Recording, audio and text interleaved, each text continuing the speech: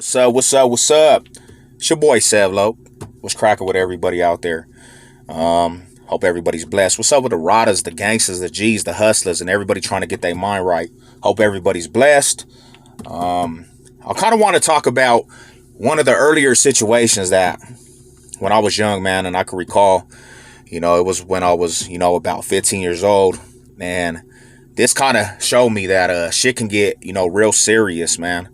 Not everything was a game, especially being in the streets. Like, you know, you always seen, motherfuckers, especially, from the neighborhood. Like, it could be a motherfucker was there, and then the next day they would just, get caught slipping. Our fools was just getting shot up or whatever. And you always seen that. It was like, damn, that's crazy. But you never put it in perspective at the time, because you're young. Like, motherfuckers ain't really gunning for a motherfucker's head, So around this time, bro, there was some shit that popped off with my older cousins, and this was too. This was a situation that you would hear like certain motherfuckers' names and shit, and we would always listen to the older homies, and they was like, when we're out here, you got to be on your toes, bro, because these motherfuckers is not playing. They gunning for motherfuckers' heads and shit, and it never really hit me. I'm young, and I'm just like, carefree, like, and I have a mindset too at that time, like, everything's gonna be about fighting. Like, we gonna, be able to see motherfuckers, and we'll be able to just fade fools out or beat fools up. So I'm 15. I'm just turning 15, and I got another homie from, the block, the turf. And his birthday lands on the same day my birthday lands on. We're both July 31st birthdays.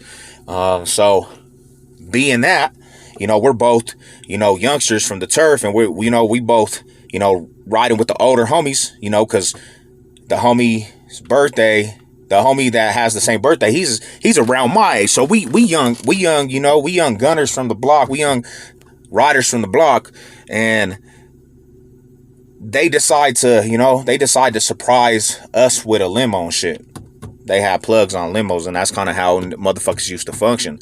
And at this time too, when we get the limo, my cousin releases a album called Arapaho Truths, Original Rhyme and Core Hip Hop Blues, and they released that album. So we're gonna go hit the lanes. We're gonna go, turn up in the lanes and hop in the limo and ride around Denver, and we gonna sell CDs. We gonna get out there and sell our CDs. Because the buzz was big for my cousin, so we would grind. That's how we would hustle, is we would get out there and sell. We would actually sell that album.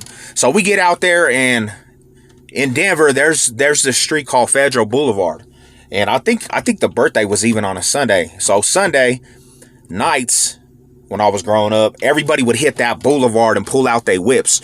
And there would be a lot of tight motherfucking cars on Federal Boulevard. Everybody would be dropped, on drop tops, and, it'd be souped up cars. And it was just a big ass strip. And anybody that's in a bigger city, per se, you probably gonna have a strip of your own. And everybody would go chill. There was a car wash, and it was called Jumbo's Car Wash on Federal. And that's where everybody will park. So it would be a gang of motherfuckers on Federal. And in the summertime, everybody was there, bro. Like, you couldn't even drive on the fucking boulevard, bro. Everybody would be out there with their cars. So that was the perfect spot to go sell some CDs. We pull up to Federal Boulevard, and we pull up to Kentucky and Federal, and we push past the little 7-Eleven over there.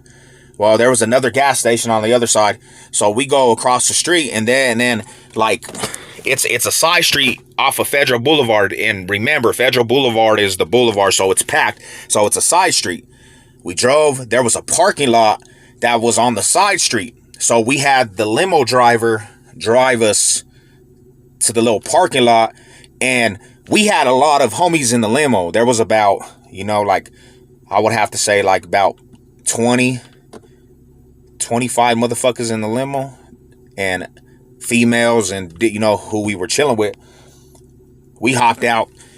I'm kind of, at that time, I'm barely starting to experience partying and shit. Like, I'm really starting to turn up. So, there ain't no rules and regulations. So, I'm hitting shots. I'm hitting shots of some Eastside juice, some E&J. So, I'm kind of buzzed. Well, what we're going to do is we're going to park and then we're going to walk to Federal Boulevard where everybody's at. And we had CDs. My cousin used to give us a consignment of CDs, plus, motherfuckers looking crisp and shit. I'm feeling good, man. I'm, feeling good on a Sunday afternoon, and it's the birthday. I'm buzzed up. So we start walking, and I remember it was me and this fool named Thug One. It was, some other Deuce Sev homies like Bernie and David. They was all with us. Other Deuce 7 fools, they came for the ride. They was all riding with us. So we walk to Federal, and there's a gas station on Federal.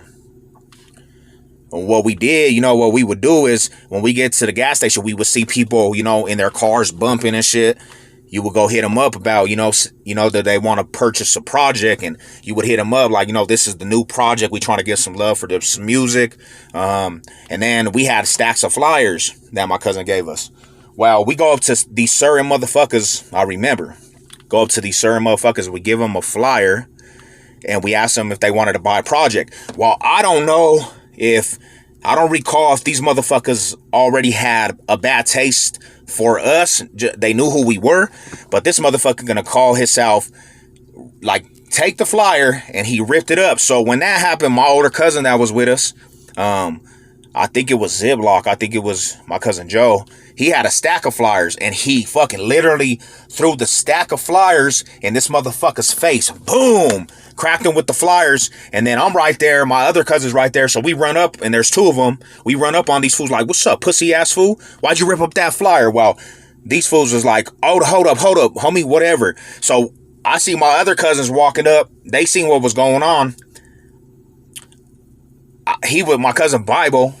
He was like, let's roll, cuz, let's go. You know what I'm saying? Before these motherfuckers hit the block. So we start going back to the limo.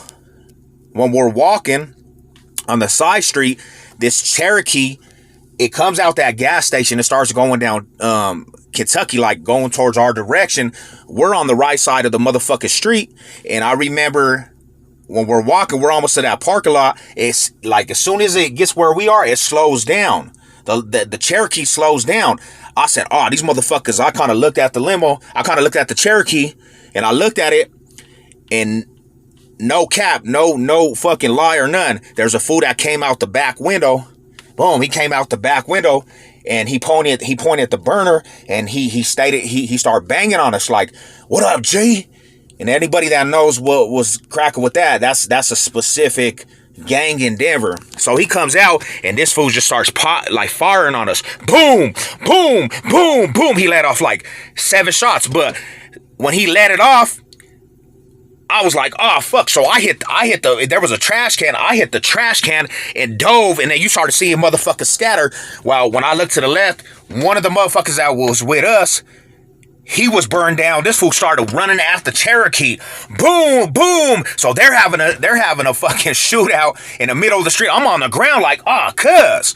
Damn, what the fuck? These fools are having a shootout in the middle of motherfucking street. Well, they drive off. Boom. Nope. They drive off. The Cherokee, we don't know if somebody got hit or not.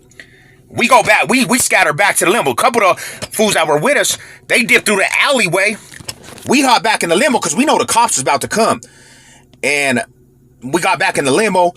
We were telling the limo skirt through all kinds of blocks because we didn't know if these motherfuckers were gonna hit the block. So we go back and we start driving again. And this limo driver wants to cut the limo short. He don't want to give us the rest of our time. I was like, damn, bro. So my cousins and all them motherfuckers was like, yeah, this is what happens, like. And I started analyzing like, shit can get really serious. And that was one of the first situations I could recall being young. And there was more, but that was something that stayed detailed. Like, motherfuckers ain't always gonna fade. Like, so I knew it could be serious at any given time. And I was like, I just started thinking like, damn, you gotta stay burned down. So yeah, that's just wild, bro. You know what I'm saying? And that's what happened, man. That shit was crazy. You know what it is. Let's get it. Your boy Savage.